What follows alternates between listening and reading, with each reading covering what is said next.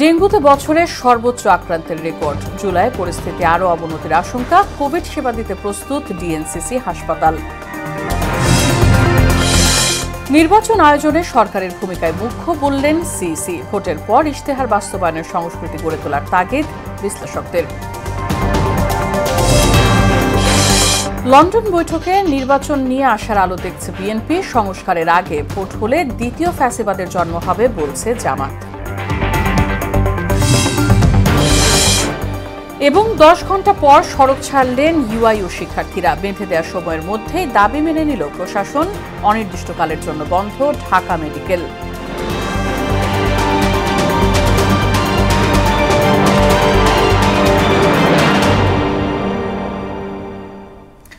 আসসালামু আলাইকুম, সবাইকে আমন্ত্রণ মোহনা সংবাদে। শুনছিলেন শিরোনাম, পুরো সংবাদের সঙ্গে আছে বাসিদা সুলতানা রিঙ্কু। বিস্তারিত। দেশে হঠাৎ বেড়েছে ডেঙ্গু আক্রান্তের সংখ্যা। সর্বশেষ একদিনে এই রোগে আক্রান্ত হয়ে 352 জন বিভিন্ন হাসপাতালে ভর্তি হয়েছেন, যা চলতি বছরের সর্বোচ্চ আক্রান্তের রেকর্ড। এ সময় ডেঙ্গুতে এক নারীর মৃত্যু হয়েছে। এসব তথ্য জানিয়েছে স্বাস্থ্য অধিদপ্তরের health emergency operation centre and control room. এ নিয়ে চলতি জুন মাসে ডেঙ্গুতে আক্রান্ত হয়ে হাসপাতালে ভর্তির সংখ্যা দাঁড়ালো 3084-তে, আর মৃত্যু হয়েছে 8 জনের। এবছর বরিশাল বিভাগের জেলাগুলোয় ডেঙ্গু রোগীর সংখ্যা বেশি। আজকের হিসেবে 352 জনের মধ্যে 167 জনই বরিশাল বিভাগের।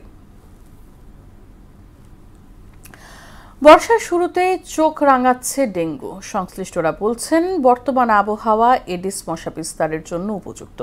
জুলাই মাসে পরিস্থিতি আরও অবনতির আশঙ্কা করা হচ্ছে। এদিকে করোনার প্রাদুর্ভাব বাড়ায় প্রস্তুত রাখা হয়েছে ডিএনসিসি কোভিড ডেডিকেটেড হাসপাতাল। মাহবুব হাসান রিপনের রিপোর্টে বিস্তারিত। ডেঙ্গু প্রাদুর্ভাব চরম আকার ধারণ করায় গেল বছর কঠিন পরিস্থিতি পার করেছে দেশ। এবছর চোখ রাঙাচ্ছে এডিস মশাবাহিত রোগটি। রাজধানীর হাসপাতালগুলোতে চলতি মাসে বেড়েছে ডেঙ্গু রোগীর সংখ্যা। গত 6 মাসে দেশে 6926 জন ডেঙ্গু রোগীর মধ্যে এখন পর্যন্ত মারা গেছেন 30 জন। 5-6 দিন আগে থাকতে শুধু জ্বর, খাবার টোটালি খায় না, পাতলা পায়খানা, জ্বর। কোভিড টেস্ট করানো হয়েছে, কোভিড নেগেটিভ আসছে আর কি। ডেঙ্গুর রিপোর্টের জন্য ওয়েট করতেছে। এছাড়া করোনা সংক্রমণ ধীরে ধীরে বাড়তে শুরু করায় কোভিড টেস্টের জন্য ভিড় বেড়েছে ডিএনসিসি হাসপাতালে।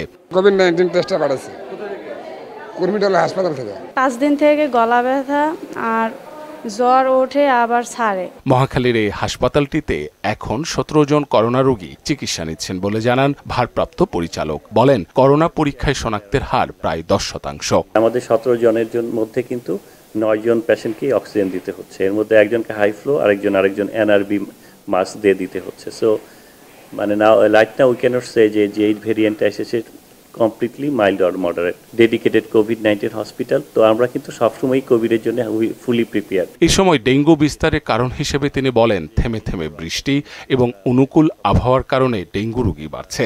এডিস মস্কিটো সাধারণত 25 থেকে 30 ডিগ্রি সেলসিয়াসের মধ্যে সবচেয়ে বেশি ব্রিডিং হয়। এবং আপনারা আজকে যদি টেম্পারেচার দেখেন ঢাকার, তাহলে আজকে কিন্তু 28 degree Celsius. Not only the temperature, another optimum position is that যে এখন আমাদের হিউমিডিটি অ্যারাউন্ড 80%। তো ডেঙ্গু মশা যে ব্রিডিং হয় সেটার জন্য কিন্তু অপটিমাম হিউমিডিটি হচ্ছে 70 to 100%। ডেঙ্গু পরিস্থিতি নিয়ন্ত্রণে এখনই সচেতন না হলে তা মহামারী আকার ধারণ করতে পারে বলেও আশঙ্কা করেন তিনি। এখন থেকে যদি আমরা সচেতন না হই, তাহলে কিন্তু এই ডেঙ্গু যে প্রকোপ, এটা মহামারী আকার ধারণ করতে পারে। মাহবুব হাসান রিপন, মোহনা সংবাদ, ঢাকা।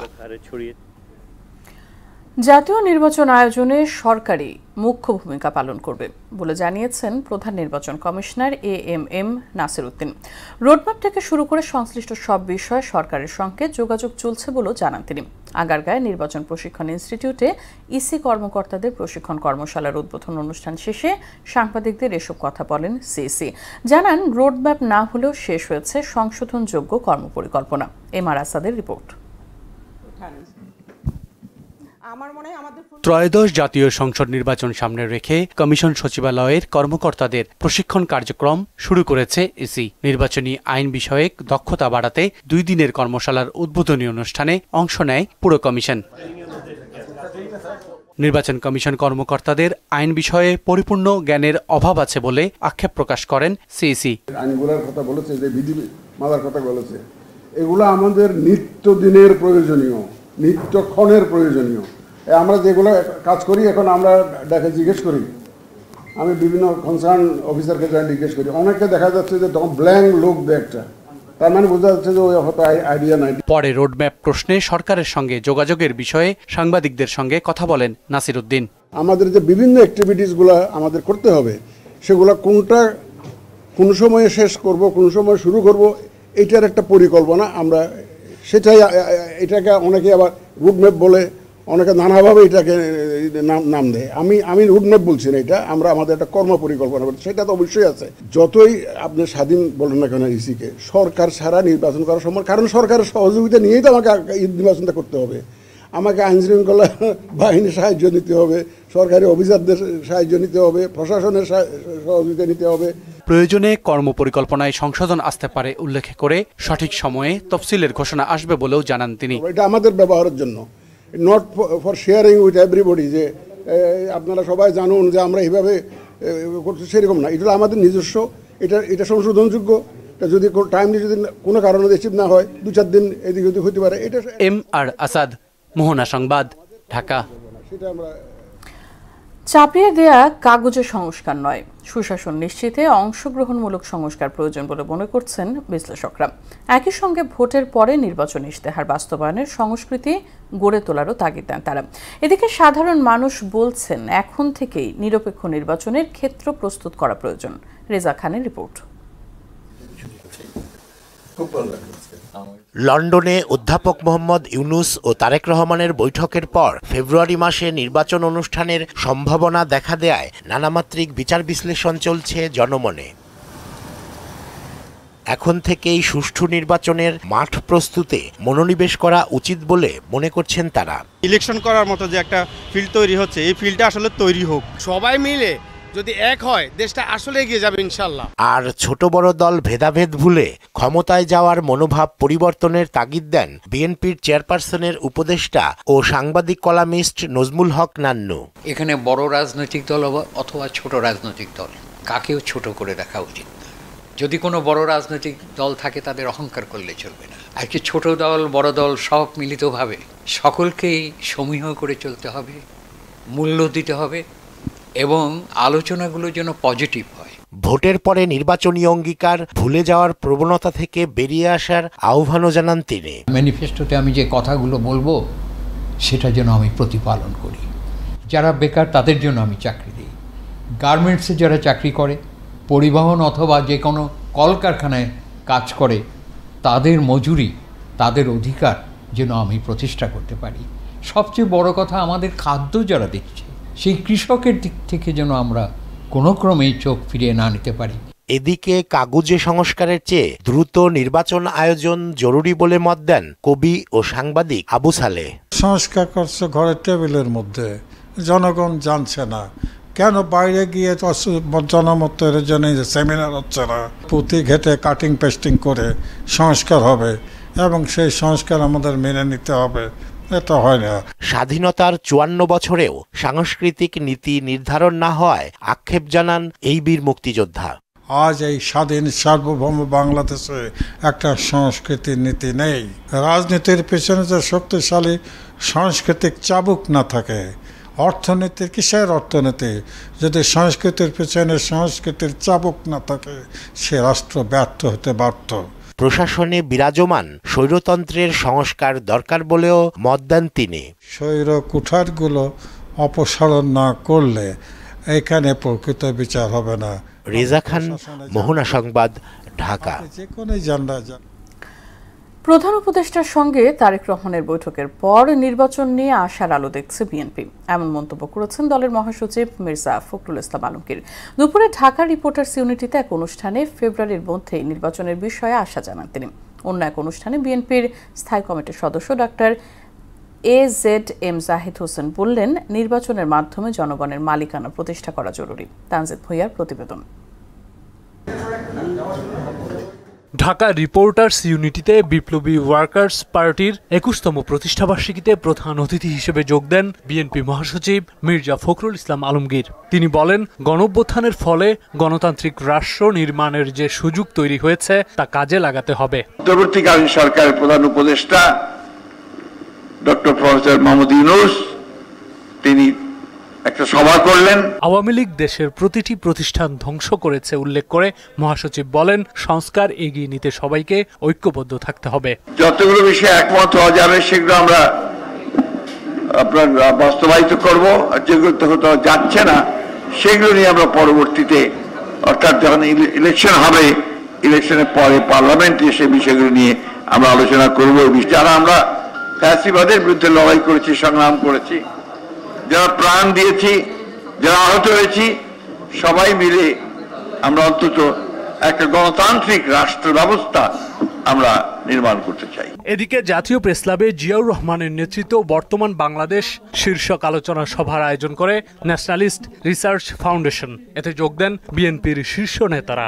আজকের বাংলাদেশের সবচেয়ে বড় সংস্কার জনগণের কাছে ভোটের অধিকার আবার ফিরিয়ে দিয়ে জনগণের আকাঙ্ক্ষার প্রতিফলনের মাধ্যমে একটি অবাধ সুষ্ঠু নির্বাচন করে জনগণের আকাঙ্ক্ষার প্রতিফলন ঘটানো এবং একটি স্বচ্ছ জবাবদিহিমূলক সরকার প্রতিষ্ঠা করা। স্থায়ী কমিটির সদস্য ডাক্তার AZM জাহিদ হোসেন বলেন, প্রধান উপদেষ্টার সঙ্গে তারেক রহমানের বৈঠকের পর দেশের শান্তি এবং আইন শৃঙ্খলা পরিস্থিতি পরিবর্তন হয়েছে। নির্বাচনের জন্য অত্যন্ত প্রয়োজনীয় এবং বিচারালয়, প্রশাসন, নির্বাচন কমিশন এগুলোর প্রয়োজনীয় সংস্কার শেষ করে দ্রুত জনগণের ক্ষমতা, জনগণের মালিকানা জনগণকে ফেরত দিবেন। জনগণের ভোটাধিকার নিশ্চিতে সবাইকে ঐক্যবদ্ধ হওয়ার আহ্বানও জানান জাহিদ হোসেন।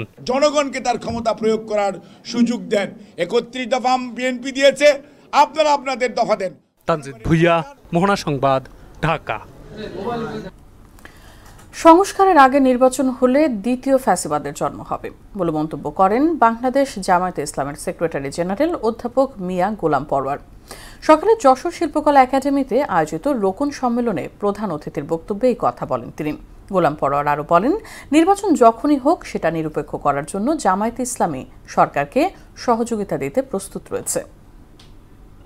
সংস্কার ছাড়া নির্বাচনে গেলে সেই নির্বাচন গ্রহণযোগ্য হবে না, সেই নির্বাচনে জাতীয় মুক্তি হবে না, সেই নির্বাচনে আরেকটা ফ্যাসিবাদের জন্ম দেবে।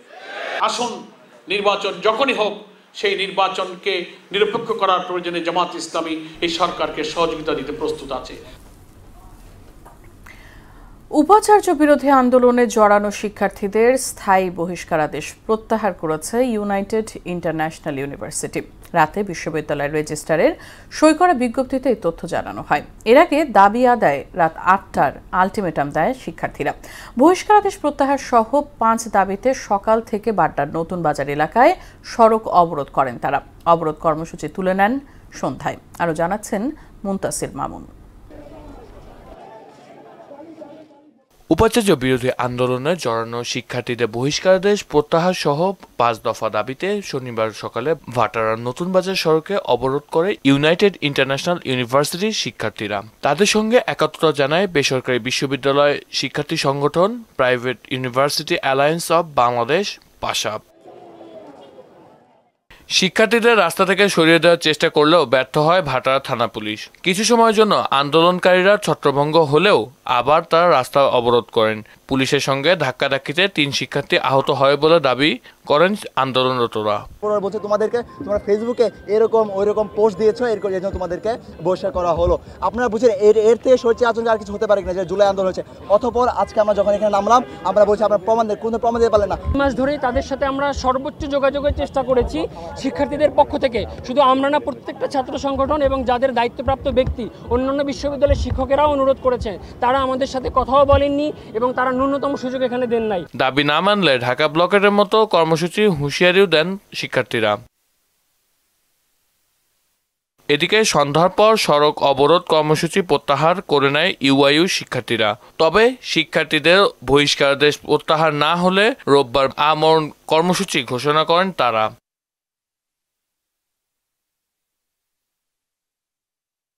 এদিকে শিক্ষার্থীদের আন্দোলনের কারণে কুড়িল থেকে বাড্ডা ও গুলশান অভিমুখী সড়কে যান চলাচল বন্ধ থাকে, এতে চরম দুর্ভোগে পড়েন যাত্রীরা। জাল চলাচল স্বাভাবিক করা, এটা আমাদের কমিশনার মহোদয়ের নির্দেশ। আমাদের ডিসি মহোদয় এখানে আছে, অফিসার ইনচার্জ মহোদয় আছে, এখানে আমরা সবাই মিলে চেষ্টা করতেছি জনদুর্ভোগ কমানোর জন্য। মুনতাসির মামুন, মোহনা সংবাদ, ঢাকা। ঢাকা মেডিকেল কলেজের একাডেমিক কার্যক্রম অনির্দিষ্টকালের জন্য বন্ধ ঘোষণা করেছে কর্তৃপক্ষ। একই সঙ্গে ছাত্রছাত্রীদের কাল দুপুরের মধ্যে হল ত্যাগের নির্দেশনাও দেওয়া হয়েছে। তবে পেশাগত MBBS পরীক্ষায় অংশগ্রহণকারী শিক্ষার্থী এবং বিদেশি ছাত্রছাত্রীরা এই নির্দেশনার আওতামুক্ত থাকবেন। সকালে এক জরুরি একাডেমিক কাউন্সিল সভায় এমন সিদ্ধান্ত নেওয়া হয়। বেশ কিছুদিন ধরেই আবাসন সংকট নিরসন সহ 5 দাবিতে আন্দোলন করে আসছে ঢাকা মেডিকেল কলেজের শিক্ষার্থীরা।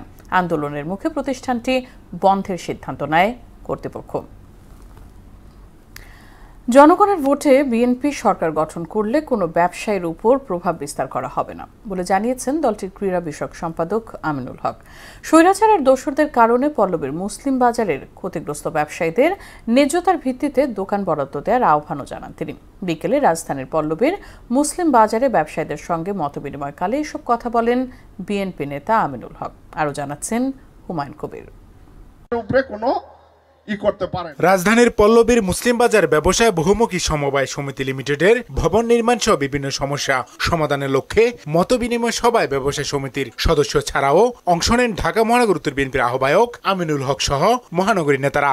120টি দোকানের একটা লিস্ট। আওয়ামী লীগ শাসনামলে নানা জুলুম, নির্যাতন ও হয়রানির অভিযোগ তুলে ধরে মুসলিম বাজারের বিভিন্ন সমস্যার কথা জানান ব্যবসায়ীরা। 1,30,000 টাকা করে ধরার বিষয় ছিল বা ধরেছে, আমি সেটাও পরিশোধ করেছি, কিন্তু দুঃখজনক হলো সত্য যে সে ভবন আদৌ নির্মাণ হয় নাই। আমাদের দিকে একটু দৃষ্টি খেয়াল করে আর আমরা দোকানগুলি কেমনে পাই। আমাদের এই 4 বিঘা সম্পত্তি মাত্র 5 কোটি টাকা সাইনিং মানিতে ডেভেলপারকে দিয়েছেন। আপনার কাছে ন্যায় বিচার চাই, আমরা যেন দোকানগুলো পাই। ভাই দোকানগুলো তো আছে ভাই, একজনে 3টা-4টা করে নিয়ে রাখছে ভাই। মিরপুরের উন্নয়নে আগামী সংসদ নির্বাচনে ঢাকা 16 আসন থেকে আমিনুল হককে সর্বোচ্চ ভোটে নির্বাচিত করার প্রতিশ্রুতিও দেন মুসলিম বাজারের ব্যবসায়ীরা। আমরা আপনি কিছু না দিতে পারলো ভাই, এই বাজারে 10,000 ভোট আছে, এই ভোটটি আপনাদের দিব। সবচেয়ে বেশি ভোটে নির্বাচিত করব, যাতে বাংলাদেশের মধ্যে রেকর্ড হয় যে 16 আসনে সবচেয়ে বেশি ভোট নিতে। আপনি আগামী দিনের সংসদ সদস্য হয়ে গেছেন আমাদের পক্ষ থেকে। এই সময় ঢাকা মহানগর উত্তর বিএনপির আহ্বায়ক আমিনুল হক মুসলিম বাজারের ব্যবসায়ীদের সমস্যা সমাধানের আশ্বাস দিয়ে সবসময় তাদের পাশে থাকার অঙ্গীকার করেন। যারা আপনাদেরকে ক্ষতিগ্রস্ত করেছে, আপনাদেরকে বিভিন্ন অজুহাতে বিএনপি করার কারণে তাদের মিছিল মিটিং এ না যাওয়ার কারণে যাদের দোকান বাতিল করে দিয়েছিল, আপনারা কিন্তু সকলেই সাফারা। যারা আওয়ামী লীগের দোসর তাদের গুলো বাতিল করবেন। কোন নিরীহ নিরপেক্ষ কারো এমন কোন ইন্টেনশনালি যে আপনার সাথে ভালো ব্যবহার করে নাই, আপনার সাথে ঝগড়া করছে, এই জন্য বাতিল করে দিতে হবে, ভুলেও এই কাজটি করবেন না, কারণ কারো রিজিক নষ্ট করার হক আল্লাহ আপনাকে দেয়। বিএনপি ক্ষমতা গেলে ব্যবসায়ীরা স্বাধীনভাবে ব্যবসা করতে পারবে জানিয়ে আমিনুল হক বলেন, আগামীতে সবাইকে নিয়ে একটি মানবিক বাংলাদেশ গড়ে তোলা হবে। বাংলাদেশ জাতীয়তাবাদী দল বিএনপি যদি এদেশের জনগণের ভোটে নির্বাচিত হয়, আমরা কখনোই আপনাদের উপরে ন্যূনতম কোনো প্রভাব বিস্তার করার কোনো সুযোগ রাখবো না, কোনো প্রভাব বিস্তার করা যাবে না। পাশাপাশি অনৈতিকভাবে কেউ কোনো আপনাদের কাছ থেকে কোনো ফায়দা নিতে পারবে না। হুমায়ুন কবির, মোহনা সংবাদ, ঢাকা। ইসরায়েল ইরান সংঘাতের খবর। ইসরায়েলি বিমান হামলায় ইরানের আরও 2 কমান্ডার নিহত হয়েছে। এছাড়াও দক্ষিণাঞ্চলের একটি সেন্ট্রিফিউজ কারখানায় হামলা চালিয়েছে তেল আবিব। অন্যদিকে কৌশল পাল্টে ইসরায়েলের সামরিক স্থাপনায় সীমিত পরিসরে নির্ভুল হামলা চালার ছক করছিলেন। এদিকে তেহরান পরমাণু অস্ত্র তৈরির চেষ্টা করছে না বলে জানিয়েছেন রুশ প্রেসিডেন্ট ভ্লাদিমির পুতিন। ইশতিয়াক হোসেনের ডেস্ক রিপোর্ট। পাল্টাপাল্টি হামলায় বিপর্যস্ত ইরান ইসরায়েল। খানিকটা কৌশল পরিবর্তন করে উন্নত ও নির্ভুল নিশানায় আঘাত হানতে সক্ষম ক্ষেপণাস্ত্র ব্যবহার করে ইসরায়েলি সামরিক স্থাপনায় হামলা চালাচ্ছে তেহরান। এতে উপায়ন্তর না দেখে গেল 8 দিনে অন্তত 1 কোটি ইসরায়েলি বাংকারে আশ্রয় নিতে বাধ্য হয়েছে, যেখানে রয়েছে খাদ্য, বাসস্থান সহ জীবন ধারণের জন্য প্রয়োজনীয় পণ্যের সংকট। ইসরায়েলি বিমান হামলায় ইরানি সামরিক বাহিনীর আরও 2 কমান্ডার নিহত হয়েছেন। তারা দুজনেই ইসলামিক রেভলিউশনারি গার্ড কর্পস IRGCর কমান্ডার ছিলেন বলে জানিয়েছে ইসরায়েলি প্রতিরক্ষা বাহিনী IDF। ইরানের মধ্যাঞ্চলীয় শহর ইস্পাহানে হামলা চালিয়ে একটি সেন্ট্রিফিউজ উৎপাদন ও ইউরেনিয়াম বিশুদ্ধকরণ কারখানা ধ্বংসের দাবিও করেছে তেল আবিব। এছাড়া দক্ষিণ পশ্চিমের সামরিক স্থাপনা লক্ষ্য করেও হামলা শুরু করেছে ইসরায়েলি যুদ্ধবিমান। গত 13 জুন ইসরায়েলের অপারেশন রাইজিং লায়নের জবাবে অপারেশন ট্রু প্রমিস 3 পরিচালনা করে ইরান। সংঘাত শুরুর পর ইসরায়েলি বাহিনীর হামলায় এখন পর্যন্ত 430 জন নিহত ও 3,500 মানুষ আহত হয়েছে। আর ইরানি হামলায় নিহত হয়েছে 25 ইসরায়েলি, আহত হয়েছে প্রায় 2,500 মানুষ। এদিকে ইসরায়েলকে মধ্যপ্রাচ্যে শান্তির পথে সবচেয়ে বড় বাধা বলে মন্তব্য করেছেন তুরস্কের প্রেসিডেন্ট রিসেপ তাইয়েপ এরদোগান। সংঘাত বন্ধে কূটনৈতিক সমঝোতায় তাদের আগ্রহ নেই বলে ইস্তানবুলে ওআইসি সম্মেলনে অভিযোগ করেন তিনি। বৈঠকে ইরানের পররাষ্ট্রমন্ত্রী আব্বাস আরাগচি বলেন, ইসরায়েলি আক্রমণ এই অঞ্চলকে বিপর্যয়ের দিকে ঠেলে দিচ্ছে। সংঘাতে মার্কিন যুক্তরাষ্ট্রের সম্পৃক্ততাকে বিপজ্জনক বলে উল্লেখ করেন তিনি। পরমাণু ইস্যুতে ইরানের পাশে দাঁড়িয়েছেন রাশিয়ার প্রেসিডেন্ট ভ্লাদিমির পুতিন। সেন্ট পিটার্সবার্গে এক অর্থনৈতিক সম্মেলনে তিনি বলেন, পারমাণবিক অস্ত্র তৈরির চেষ্টা করছে না তেহরান, তবে তাদের পরমাণু কর্মসূচি চালিয়ে যাওয়ার অধিকার আছে। শান্তিপূর্ণ পরমাণু কর্মসূচিতে ইরানকে সহায়তা দিতে মস্কো প্রস্তুত বলেও জানান তিনি। ইশতিয়াক হোসেন, মোহনা সংবাদ। শেষ করব সংবাদ, তবে যাবার আগে শিরোনামগুলো আরো একবার।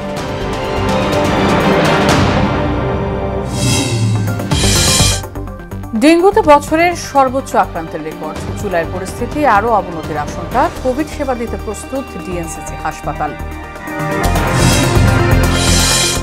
নির্বাচন আয়োজনে সরকারের ভূমিকায় মুখ্য বললেন সিইসি। ভোটের পর ইশতেহার বাস্তবায়নের সংস্কৃতি গড়ে তোলার তাগিদ বিশ্লেষকদের। লন্ডন বৈঠকে নির্বাচন নিয়ে আশার আলো দেখছে বিএনপি। সংস্কারের আগে ভোট হলে দ্বিতীয় ফ্যাসিবাদের জন্ম হবে বলছে জামায়াত। এবং 10 ঘন্টা পর সড়ক ছাড়লেন ইউআইইউ শিক্ষার্থীরা। বেঁধে দেওয়া সময়ের মধ্যে দাবি মেনে নিল প্রশাসন। অনির্দিষ্টকালের জন্য বন্ধ ঢাকা মেডিকেল। এই ছিল সংবাদে। পরবর্তী সংবাদ রাত 12:30টায়। এছাড়া মোহনার সব শেষ খবর জানতে ভিজিট করুন www.mohna.tv। সংবাদ দেখতে পারেন ফেসবুক ও ইউটিউবেও। সঙ্গে থাকার জন্য ধন্যবাদ সবাইকে।